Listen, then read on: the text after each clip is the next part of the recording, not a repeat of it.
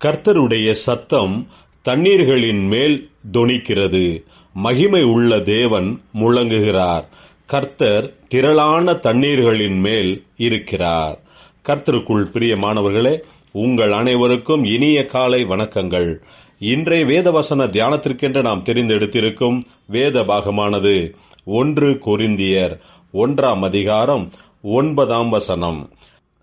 தம்முடைய குமாரனும் நம்முடைய கர்த்தருமாயிருக்கிற இயேசு கிறிஸ்துவுடனே ஐக்கியமாயிருப்பதற்கு உங்களை அழைத்த தேவன் உண்மை உள்ளவர். பிரியமானவர்களே, இன்றைய வேத தியானத்தின் தலைப்பு தேவன் உண்மை உள்ளவர் என்பதே.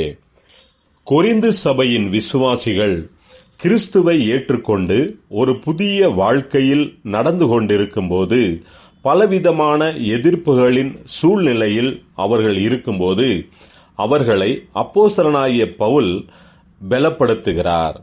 முதலில் அவர்கள் கிறிஸ்துவின் மேல் வைத்திருக்கும் விசுவாசத்தை நினைத்து தேவனுக்கு நன்றி சொல்லுகிறார். உங்களுடனே தேவன் கூடவே இருக்கிறார், உங்களை அழைத்த தேவன் உண்மை உள்ளவர் என்ற நம்பிக்கையின் வார்த்தைகளை கொடுக்கிறார்.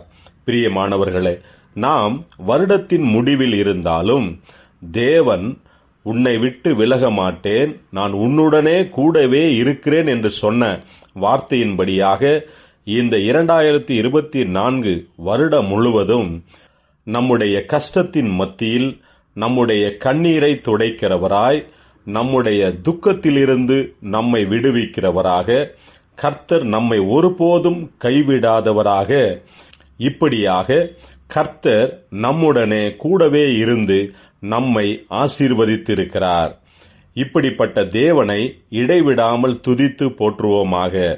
வரப்போகிற 2025 கர்த்தர் இன்னும் நம்மை அதிகமாக ஆசீர்வதிப்பார் என்ற விசுவாசத்துடன் முன்னடப்போமாக. ஏனென்றால் நம்முடைய தேவன் உண்மை உள்ளவர், நம்மை ஒருபோதும் அவர் நிராகரிப்பதில்லை, என்றென்றைக்கும் நம்மை அவர் கைவிடுபவர் அல்ல. நாம் ஒருபோதும் கெட்டுப்போகாமல் நம்மை உயர்ந்த இடத்தில் வைத்து அவர் நம்மை ஆசீர்வதிப்பார். ஜெபிப்போம். ஜீவனுள்ள தேவனே, இம்மட்டும் இதுவரையிலும் நீர் எங்களை ஆசீர்வதித்து நடத்தின கிருபைகளுக்காக நன்றி சொல்லுகிறோம். வரப்போகிற புதிய வருடத்திலும் விசுவாசத்துடன் நாங்கள் பிரவேசிக்கும்படியான கிருபையையும் பலனையும் தருவீராக. இயேசு கிறிஸ்துவின் நாமத்தில் ஜெபிக்கிறோம் நல்ல பிதாவே. ஆமேன்.